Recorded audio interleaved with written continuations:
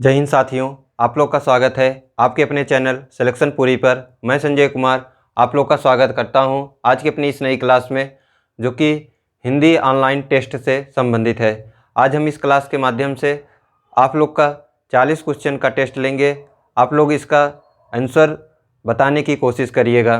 अगर आज की क्लास आप लोग को अच्छी लगे तो लाइक करें, और जिस भी भाई बहन ने अभी तक इस चैनल को सब्सक्राइब नहीं किया है तो चैनल को अवश्य सब्सक्राइब करें तथा अपने मित्रों को भी शेयर करें, जिससे कि उनको भी फ़ायदा मिल सके। तो आइए शुरू करते हैं आज की इस क्लास को। तो सबसे पहला हम लोग का क्वेश्चन है कि हिंदी साहित्य सम्मेलन का मुख्यालय कहाँ है।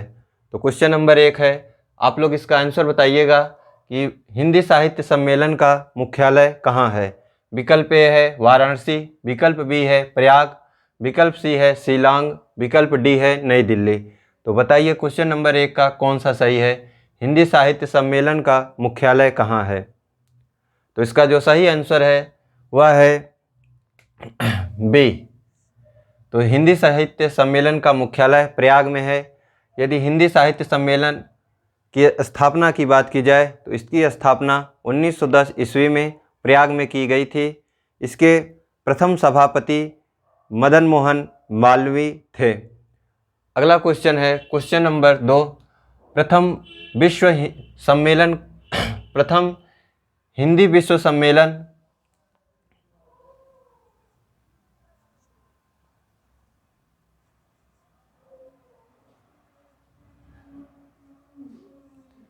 प्रथम हिंदी विश्व सम्मेलन का कब आयोजित की गई। तो आप लोग बताइए कि प्रथम हिंदी विश्व सम्मेलन कब आयोजित की गई थी। विकल्प ए है 14 से 18 जनवरी 1987, विकल्प बी है 14 से 18 जनवरी 1975, जबकि विकल्प सी है 10 जनवरी से 14 जनवरी 1975, जबकि विकल्प डी है 10 जनवरी से 14 जनवरी 1972।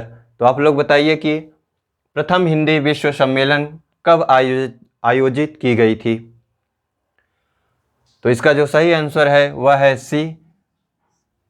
प्रथम हिंदी विश्व सम्मेलन का आयोजन 10 जनवरी से 14 जनवरी के बीच 1975 ईस्वी में भारत के नागपुर में आयोजित की गई थी। इसके उद्घाटनकर्ता जो थे वो लेडीज, जो कि उस समय भारत की प्रधानमंत्री इंदिरा गांधी थी, उन्हीं ने इसका उद्घाटन किया था। तथा इसके जो अध्यक्ष थे वो थे शिवसागर रामगुलाम, जो कि मॉरिशस के राष्ट्रपति थे। तो उद्घाटनकर्ता जो थे वो थी लेडीज इंदिरा गांधी, जबकि इसके जो अध्यक्ष थे वे थे शिवसागर राम गुलाम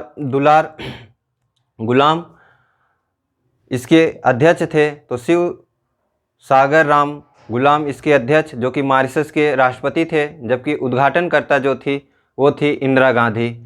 इसका जो प्रथम आयोजन हुआ वह 10 जनवरी से लेकर 14 जनवरी 1975 में स्थापित हुआ, जो कि प्रथम अधिवेशन जो इसका हुआ था वह नागपुर में हुआ था। अगला क्वेश्चन हम लोग का है, हिंदी किस भाषा परिवार की भाषा है। तो आप लोग बताइए हिंदी किस भाषा परिवार की भाषा है। विकल्प ए है ऑस्ट्रिया, विकल्प बी है द्रविड़, विकल्प सी है चीनी तिब्बती, विकल्प डी जो है वह है भारोपी। तो आप लोग इसका आंसर दीजिए कि हिंदी किस भाषा परिवार की भाषा है। तो इसका जो सही आंसर है वह है डी भारोपी। तो हिंदी भाषा परिवार जो परिवार है वह भारोपी भाषा परिवार से संबंधित है। अगला है, किस तिथि को हिंदी को राजभाषा बनाने का निर्णय लिया गया।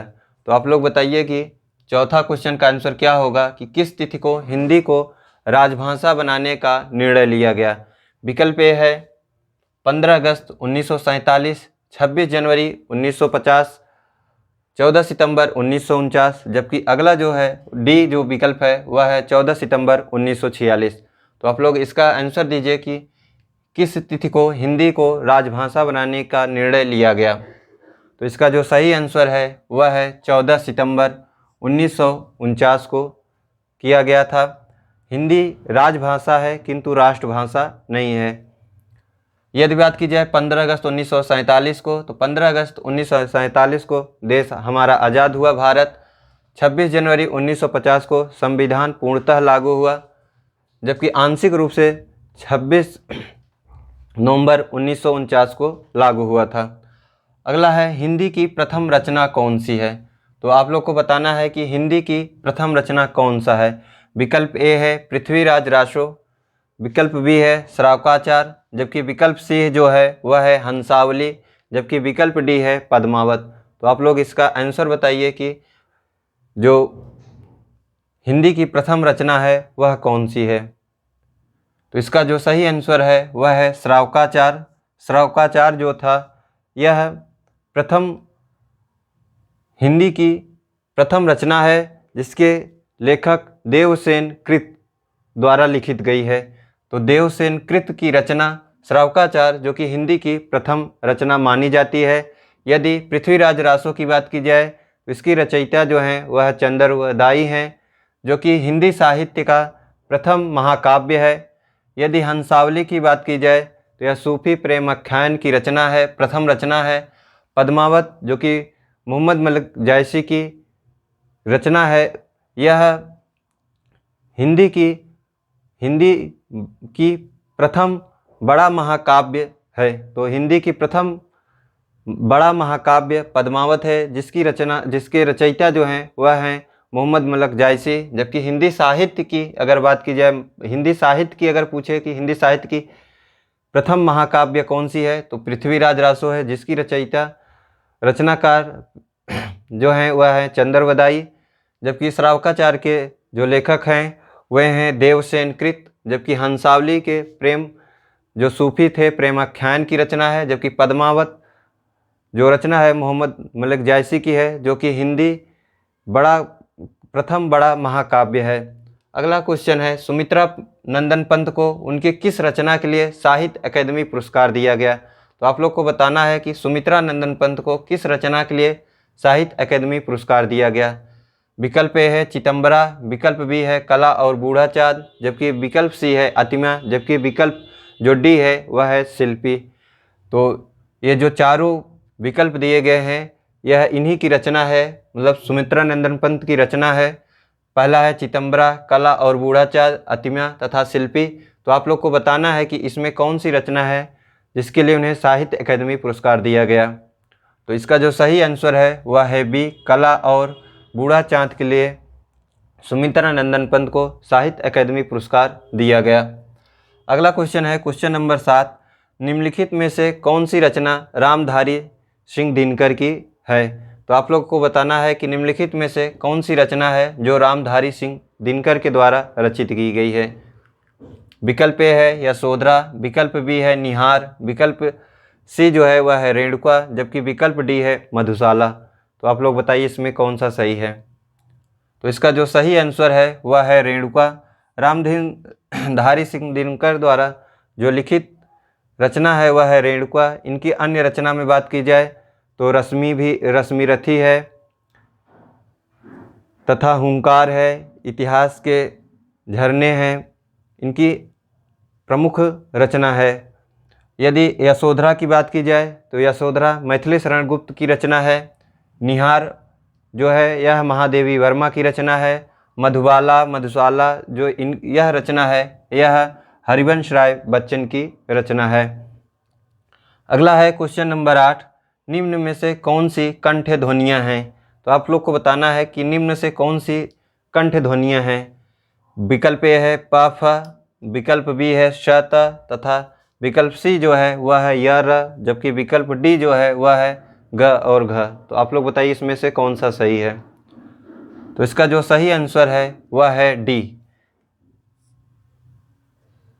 क वर्ग अर्थात जो क वर्ग के हैं उन्हें कंठ ध्वनियाँ कहा जाता है। तो क वर्ग के जो हैं वह हैं क, घ और घ हैं, जबकि प फ जो हैं वह प वर्ग जिसे हम लोग ओष्ठ्य के नाम से जानते हैं। तो यह ओष्ठ्य वर्ग है या ओष्ठ्य कह सकते हैं। यह स और त की बात की जाए तो त वर्ग जिसे दंत के नाम से जानते हैं। तो श और द जो है त जो है यह दंत ध्वनियाँ हैं, जबकि यह र जो है इसे अंतस्थ व्यंजन कहा जाता है। अंतस्थ व्यंजन जो है वह 4 हैं, य र ल व। अगला क्वेश्चन है क्वेश्चन नंबर 9। निम्न में से कौन सी ध्वनियाँ अल्प प्राण है? तो आप लोग को बताना है कि निम्न में से कौन सी ध्वनियाँ अल्प प्राण है। विकल्प ए है ख, विकल्प बी है च, विकल्प सी है थ, जबकि विकल्प डी जो है वह है फ। तो आप लोग बताइए कि अल्प प्राण इसमें से कौन सा है। यदि अल्प प्राण की बात की जाए तो अल्प प्राण वे ध्वनियाँ होती हैं जो प्रत्येक वर्ग के प्रथम तथा द्वितीय वर्ण तथा य, र, ल, व को अल्प प्राण कहा जाता है।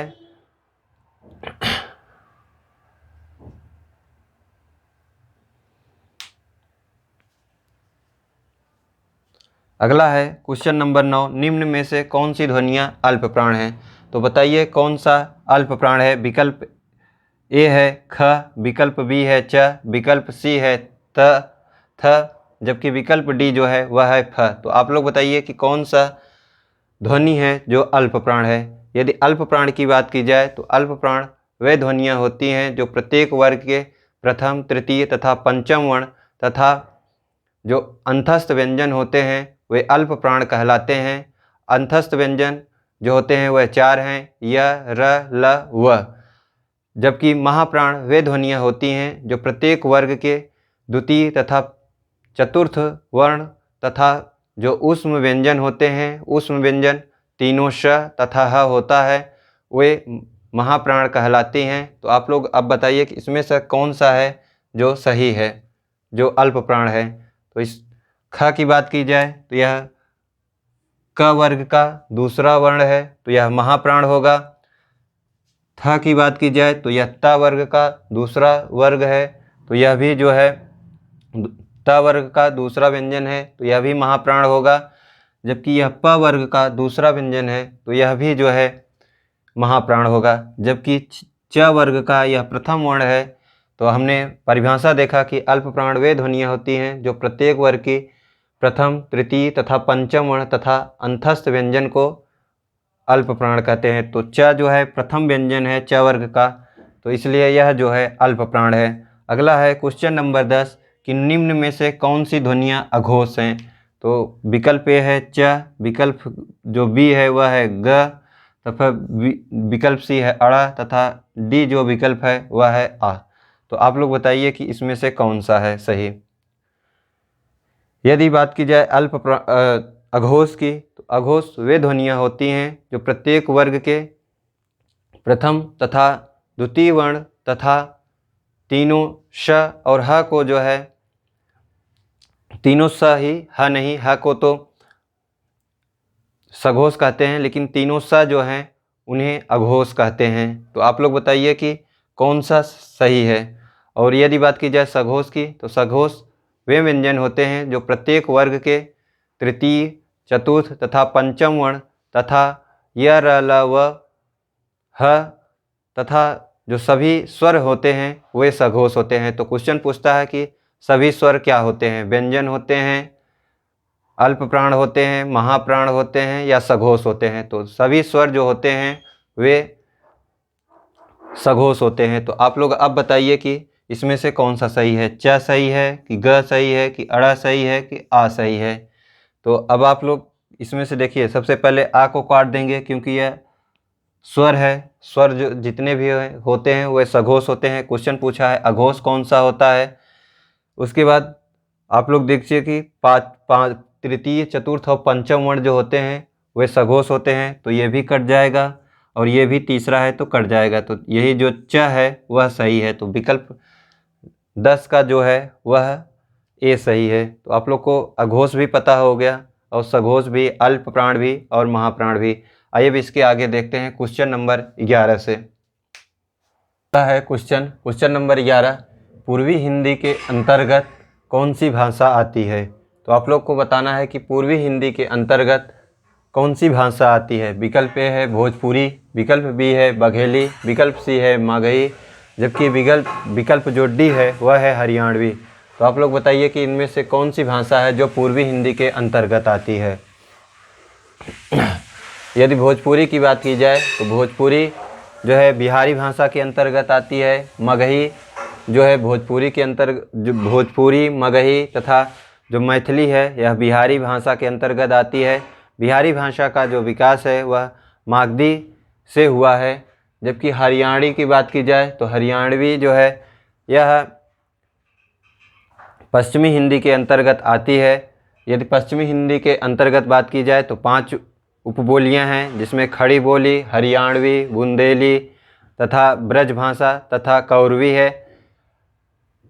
बघेली की बात की जाए तो यह जो है पूर्वी हिंदी के अंतर्गत आती है। पूर्वी हिंदी जो है यह अर्ध मागधी से जो है विकसित हुई है। इसके अंतर्गत 3 उपबोलियां आती हैं जो हैं बघेली, छत्तीसगढ़ी तथा अवधी। तो अवधी, बघेली, छत्तीसगढ़ी जो बोली भाषा है वह पूर्वी हिंदी के अंतर्गत आती है। जबकि पश्चिमी हिंदी के अंतर्गत 5 भाषाएं आती हैं, हरियाणवी, बुंदेली, फिर है कौरवी, खड़ी बोली तथा एक है ब्रजभाषा।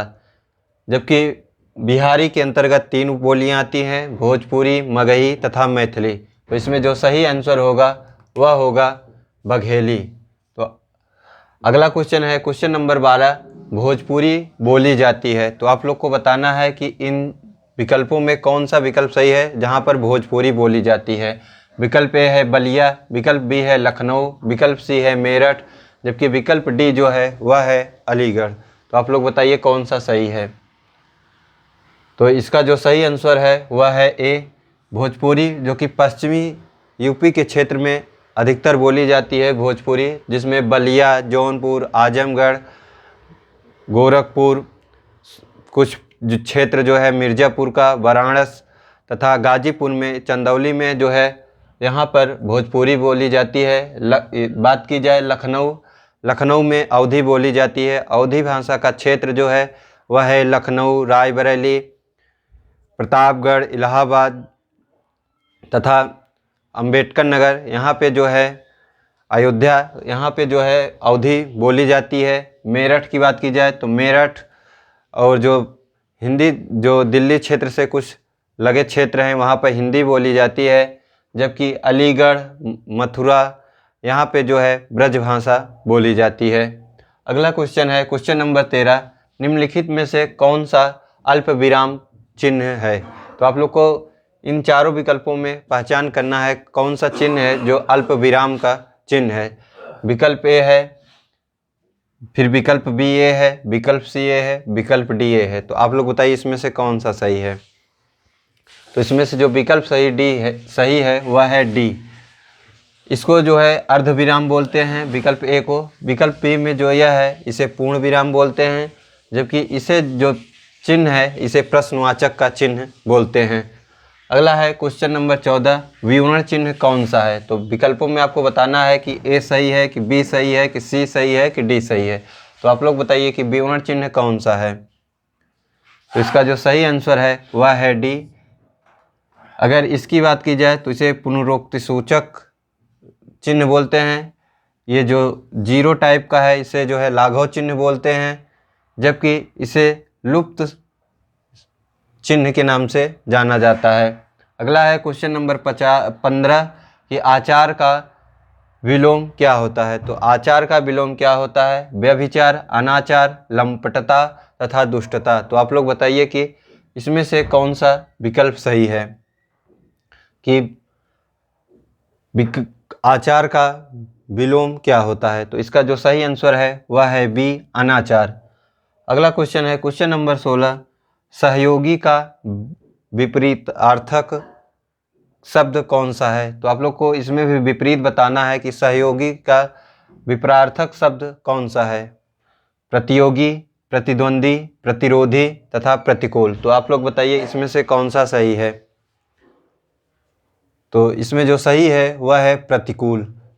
सहयोगी का जो विलोम होता है वह होता है प्रतियोगी। यदि बात की जाए प्रतिकूल का, तो प्रतिकूल का जो आंसर होगा वह होगा अनुकूल। विपरीत, प्रतिकूल का विपरीत जो होगा वह होगा अनुकूल। अगला क्वेश्चन है क्वेश्चन नंबर 17 कि निम्नलिखित शब्दों में कौन सा शब्द तत्सम है। तो आप लोग को इन चारों शब्दों में बताना है कि कौन सा शब्द है। यदि ढीठ की बात की जाए तो ढीठ का जो तत्सम बताना है आपको, या कपूर, अठारी, श्रृंगार। तो आप लोग को इन चारों विकल्पों में बताना है कौन सा सही है। ढीठ की बात की जाए तो ढीठ का जो तत्सम रूप होता है वह होता है धृष्ट। कपूर की बात की जाए तो कपूर का होता है कर्पूर। यदि अठारी की बात की जाए अठारी का, तो अठारी का जो तत्सम रूप होता है वह होता है अठारिका। लेकिन श्रृंगार का जो रूप तत्सम होता है यही होता है। इसका जो श्रृंगार करके रहता है वह तद्भव रहता है, लेकिन श्रृंगार यह जो विकल्प है यही सही है, यह तत्सम रूप है। अगला क्वेश्चन है क्वेश्चन नंबर 18, निम्नलिखित शब्दों में कौन सा शब्द तद्भव है। तो आप लोग को इन चारों विकल्पों में तद्भव अब बताना है। कोटि, तैल, त्वरित, देवर। तो आप लोग इसमें से बताइए कौन सा सही है।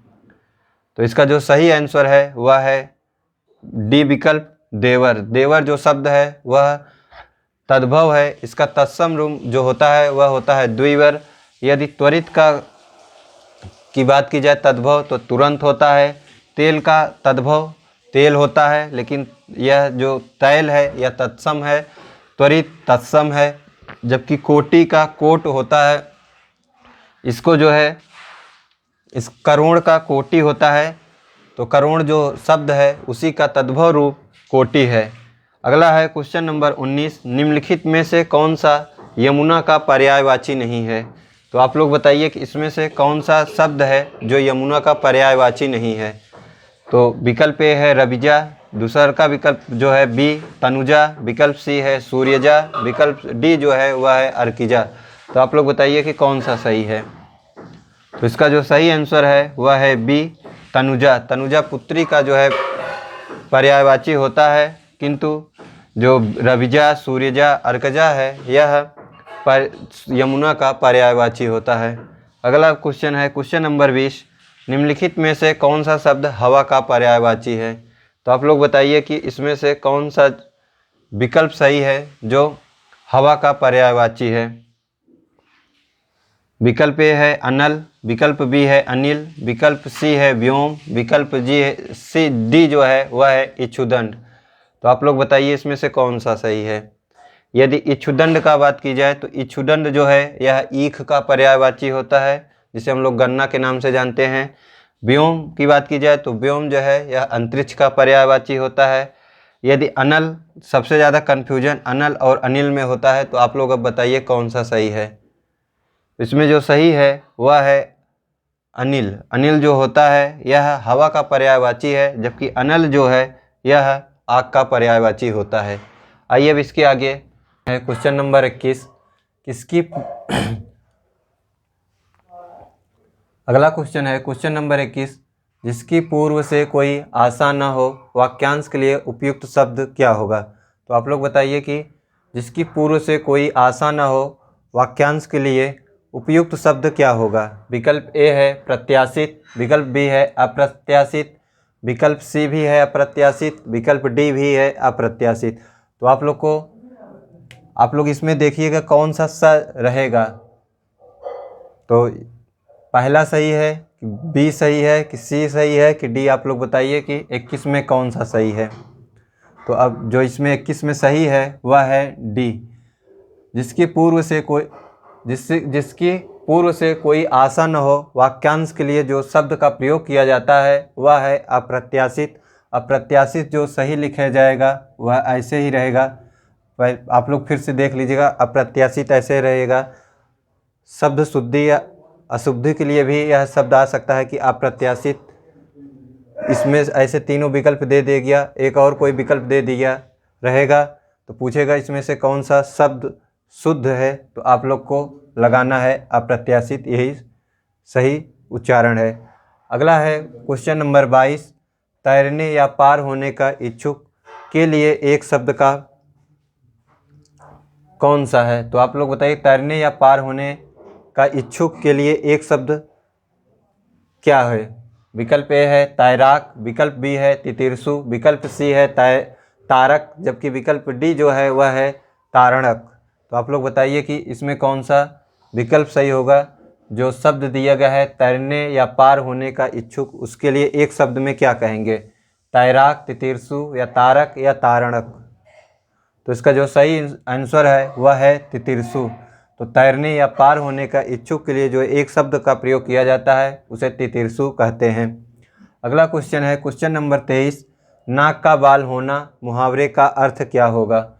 तो विकल्प ए है शत्रु होना, विकल्प बी है नाक में बीमारी होना, विकल्प सी है अकारण प्रिय होना, जबकि विकल्प डी जो है वह है दरिया दली होना। तो आप लोग बताइए कि नाक का बाल होना मुहावरे का अर्थ क्या होगा। विकल्प ए है शत्रु होना, विकल्प बी है नाक में बीमारी होना, विकल्प सी है अकारण प्रिय होना, जबकि विकल्प डी है दरिया दली दिल जो है होना। तो इसका जो सही आंसर है वह है सी अकारण प्रिय होना। तो नाक का बाल होना का जो मुहावरे का अर्थ है वह है अकारण प्रिय होना। अगला क्वेश्चन है क्वेश्चन नंबर 24, कान काटना मुहावरे का अर्थ क्या होता है। विकल्प ए है कनकटा होना, विकल्प बी है चतुर होना, विकल्प सी है मूर्ख होना, विकल्प डी है विनम्र होना। तो आप लोग बताइए कान काटना का सही अर्थ क्या होगा मुहावरे में। विकल्प ए है कनकटा होना, चतुर होना, मूर्ख होना, विनम्र होना। तो इसका जो सही आंसर है वह है चतुर होना। तो कान काटना का जो सही अर्थ होता है मुहावरे में वह होता है चतुर होना। अगला क्वेश्चन है क्वेश्चन नंबर 25, पवन का शुद्ध संधि विच्छेद क्या है। पो धन अन, पौ धन अन, फिर पह धन अवन, फिर जो है पौ धन न। तो आप लोग बताइए पवन का शुद्ध संधि विच्छेद क्या होता है। विकल्प ए है पो धन अन, विकल्प बी है पौ धन अन, फिर विकल्प जो सी है वह है पह धन अवन, फिर विकल्प डी है पौ धन न। तो इसका जो सही आंसर है वह ए है पवन, पो धन अन। अगर पावन रहता तो पौ धन अन होता, यदि नयन होता न धन अक होता, चयन हो च धन चे धन चयन हो च धन अन होता है। तो पवन में पौ धन अन होता है, जबकि पावन में पौ धन अन होता है। अगला है क्वेश्चन नंबर 26, मनोहर में कौन सी संधि है। तो आप लोग बताइए मनोहर में कौन सी संधि है। विसर्ग संधि, पहला ए है स्वर संधि, विकल्प बी है विसर्ग संधि, विकल्प सी है व्यंजन संधि, विकल्प डी है दीर्घ संधि। तो आप लोग बताइए कि मनोहर में कौन सी संधि है। विकल्प ए है स्वर संधि, विकल्प बी है विसर्ग संधि, जबकि विकल्प सी है व्यंजन संधि, जबकि विकल्प डी है दीर्घ संधि। तो इसका जो सही आंसर है वह है विसर्ग संधि, जो कि बी सही है। मनोहर का संधि विच्छेद होता है मनः धन हर। तो मनोहर का संधि विच्छेद हुआ मनः धर हर, इसलिए इसका जो संधि विच्छेद कौन सी संधि हुई, तो यह विसर्ग संधि हुई। अगला है क्वेश्चन नंबर 27 कि गगनचुंबी में कौन सा समास है। तो आप लोग बताइए गगनचुंबी में कौन सा समास है। विकल्प ए है अव्ययी भाव समास, विकल्प बी है बहुव्रीहि समास, विकल्प डी है द्वंद्व समास, जबकि विकल्प सी डी जो है वह है तत्पुरुष समास। तो आप लोग बताइए कि कौन सा समास सही होगा। यदि अव्ययी भाव समास की बात की जाए तो अव्ययी भाव समास में प्रथम पद अव्यय तथा दूसरा पद संज्ञा या विशेषण होता है। बहुव्रीहि समास की बात की जाए तो दोनों पद जो है इसमें से कोई पद प्रधान नहीं होता है, जबकि द्वंद्व समास में दोनों पद प्रधान होते हैं। तत्पुरुष में बात की जाए तो तत्पुरुष में जो है प्रथम पद विशेषण तथा द्वितीय पद जो होता है विशेष, अर्थात प्रथम पद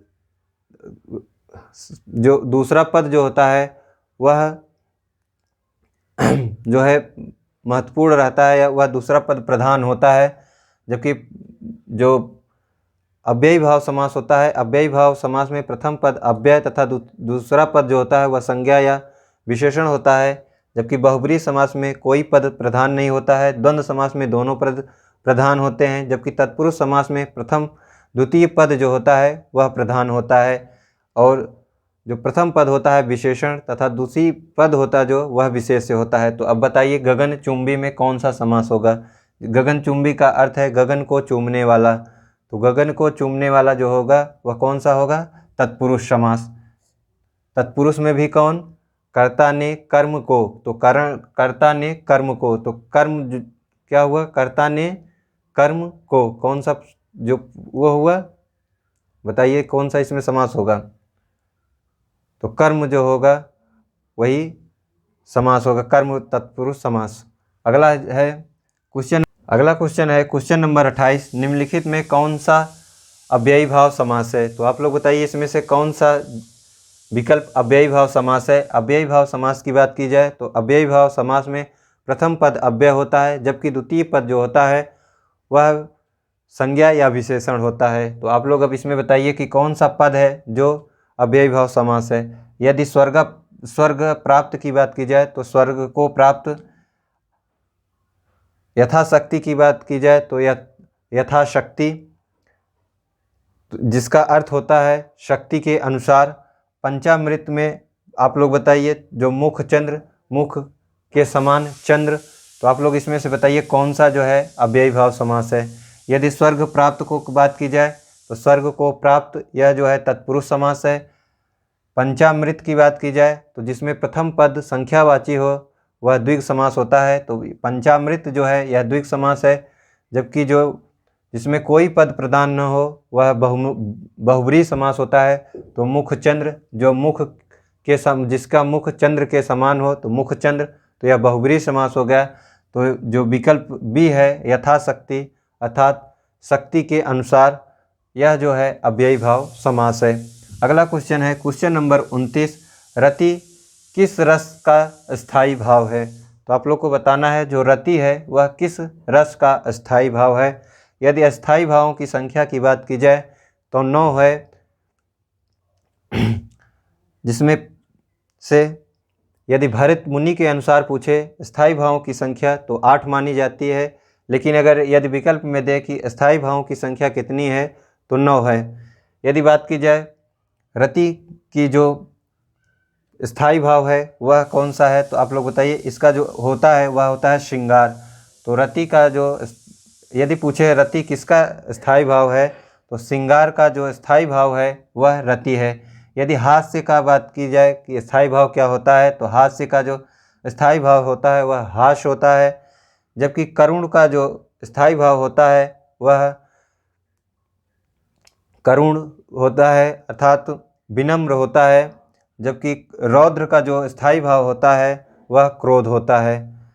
अगला है कि क्वेश्चन नंबर 30, रस के कितने अंग होते हैं? तो रस के कितने अंग होते हैं आप लोग बताइए, 5, 9, 7 या 4। तो रस के जो अंग होते हैं वह 4 होते हैं, संचारी, विभाव, अनुभव तथा जो होता है स्थायी होता है। तो रसों की यदि रस के कितने अंग है पूछे तो 4 होते हैं, स्थायी, भाव, विभाव, अनुभव तथा संचारी जो होता भाव होता है।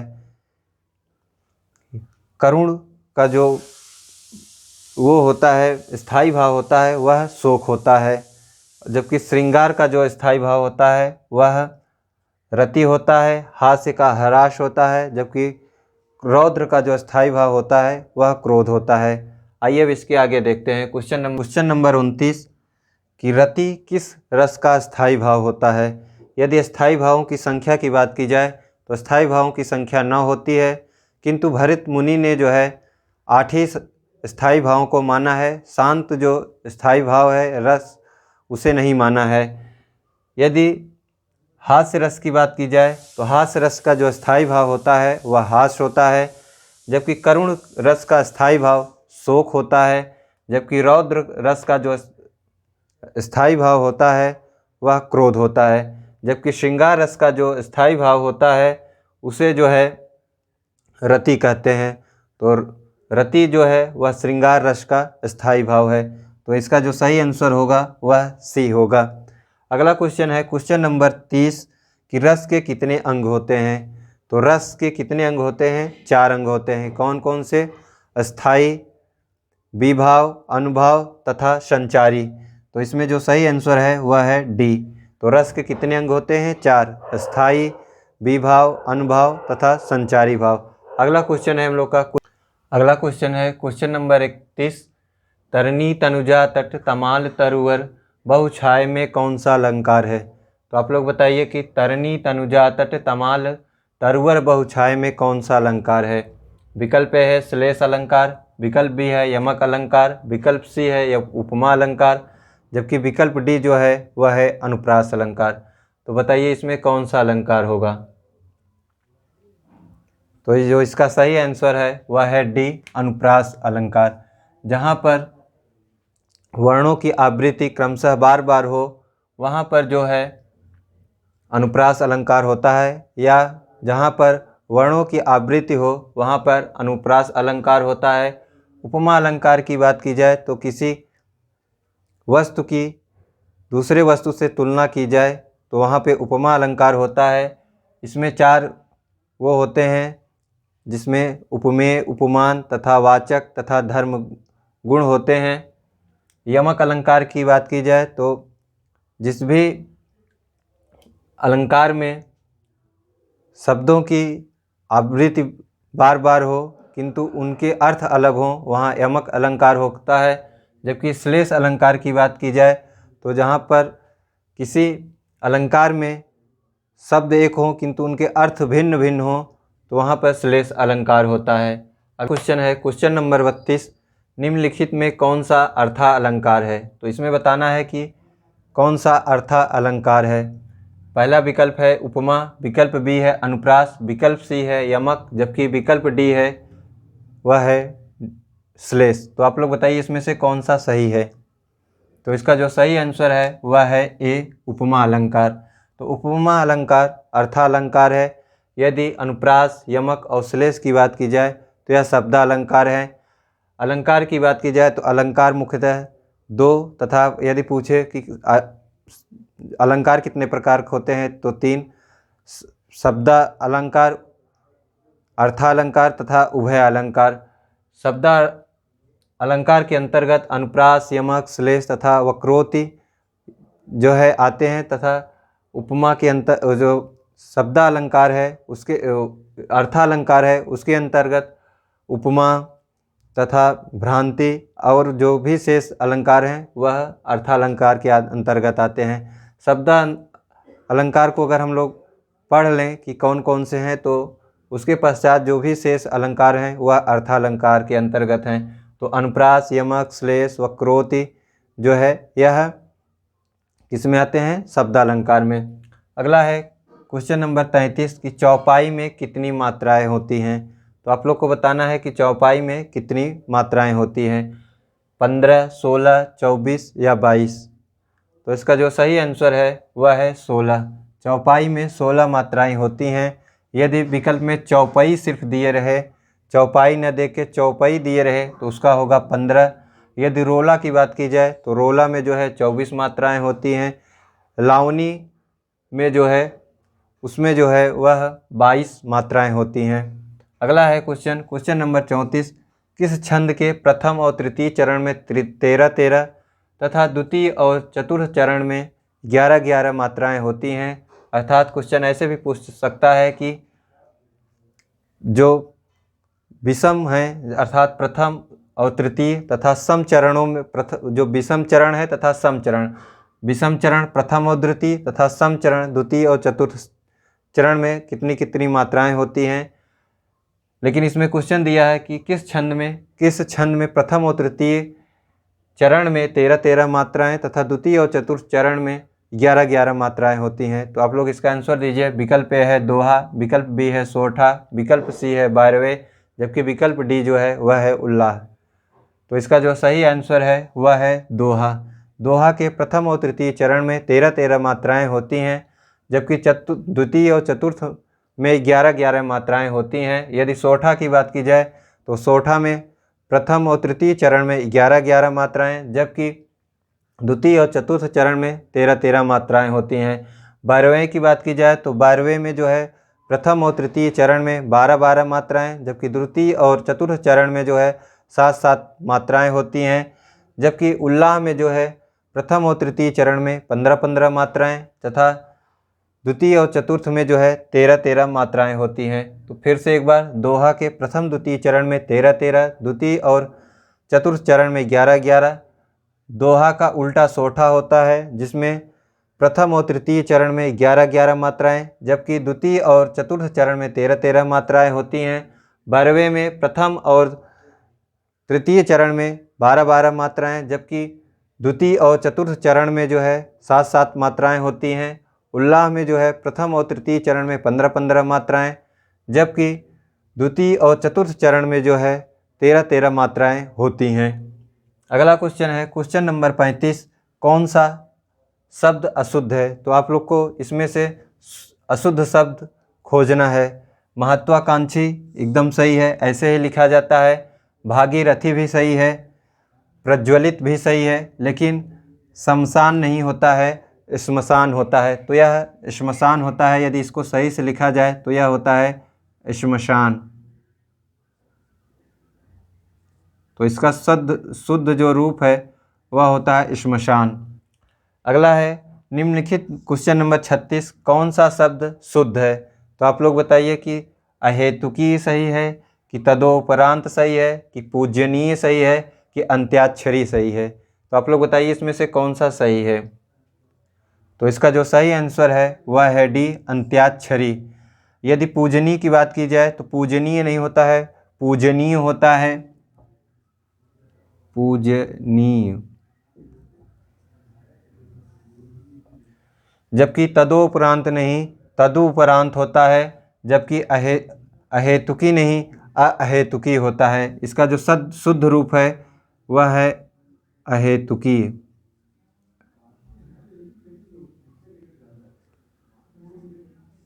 जबकि तदोपरांत का जो है वह तदुपरांत होता है। अगला है क्वेश्चन नंबर 37, निम्नलिखित में से कौन सा जातिवाचक संज्ञा है? संज्ञा की बात की जाए तो संज्ञा मुख्यतः 3 प्रकार के होते हैं। अगर 3 नहीं दिया है तो 5 प्रकार के माने जाते हैं, जिसमें से है व्यक्तिवाचक, भाववाचक तथा जातिवाचक। जो द्रव्यवाचक तथा समूहवाचक संज्ञा हैं वह जातिवाचक के अंतर्गत रखे जाते हैं। तो आप लोग को बताना है इसमें से कौन सा है जो जातिवाचक संज्ञा है। तो रामचरितमानस की बात की जाए तो रामचरितमानस जो है यह व्यक्तिवाचक संज्ञा है। व्यक्तिवाचक संज्ञा वह होता है जो किसी के नाम, किसी व्यक्ति के नाम या स्थान का होता है। दल जो है यह एक समूह है, तो दल जो विकल्प में है यह समूहवाचक संज्ञा है। जबकि दही जो है यह द्रव्यवाचक संज्ञा है। जबकि हाथी जो है यह एक जातिवाचक संज्ञा है। हाथी जो है अपनी पूरी जो, क्योंकि हाथियाँ भी कई प्रकार के होती हैं, तो एक हाथी की बात नहीं कर रहा है, ये अपने पूरे जाति की बात कर रहा है, इसलिए यह जातिवाचक संज्ञा है। अगला है क्वेश्चन नंबर 38 कि सर्वनाम के कितने भेद होते हैं? तो आप लोग बताइए कि सर्वनाम के कितने भेद होते हैं। 5 विकल्प में है 4, 3, 6, 5। तो इसका जो सही आंसर है वह है 6। जो 6 प्रकार के होते हैं उनमें होता है पुरुषवाचक, निश्चयवाचक, अनिश्चयवाचक, संबंधवाचक, निजवाचक तथा प्रश्नवाचक। तो जो सर्वनाम के भेद होते हैं वह 6 होते हैं, पुरुषवाचक, निश्चयवाचक, अनिश्चयवाचक, संबंधवाचक तथा निजवाचक तथा प्रश्नवाचक। अगला क्वेश्चन है क्वेश्चन नंबर 39, विशेषण के कितने भेद होते हैं? तो बताइए कि विशेषण के कितने भेद होते हैं, 4, 3, 7 या 2। तो इसका जो सही आंसर है वह है 4। विशेषण के 4 भेद होते हैं, जिनका क्रम है गुणवाचक, संख्यावाचक, परिणामवाचक तथा सार्वजनिक वाचक। तो विशेषण के 4 भेद होते हैं, गुणवाचक, संख्यावाचक, परिणामवाचक तथा सार्वजनिक वाचक।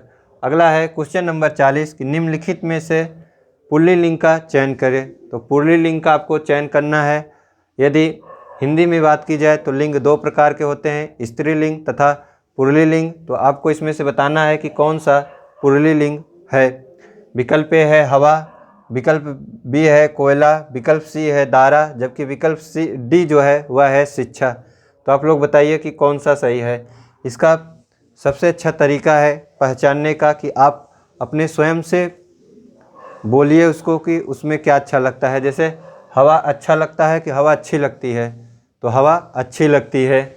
जबकि विकल्प सी देखिए कोयला, आप अपने मन से बोलिए कोयला अच्छा है कि कोयला अच्छी है, तो कोयला अच्छी होती है। तो विकल्प बी देखिए और ए देखिए, दोनों में पुल्लिंग। शिक्षा आप लोग क्या बोलते हैं? शिक्षा अच्छा है कि शिक्षा किसी की आप लोग क्या बोलते हैं? इनकी शिक्षा नीति अच्छी है या शिक्षा नीति अच्छी है?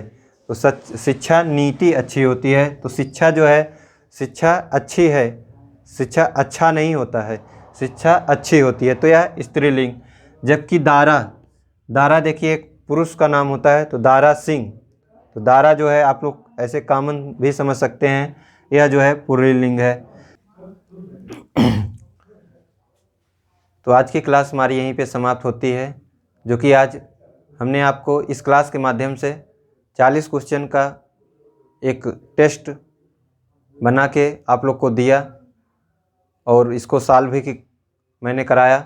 अगर आज की क्लास आप लोग को अच्छी लगी हो तो लाइक, और जिस भी भाई बहन ने अभी तक चैनल को सब्सक्राइब नहीं किया है तो चैनल को अवश्य सब्सक्राइब करें तथा अपने मित्रों को भी शेयर करें, जिससे कि यह और दूर दूर तक फैल जाए। तो इसी के साथ अपनी इस क्लास को समाप्त करते हैं। जय हिंद, जय भारत।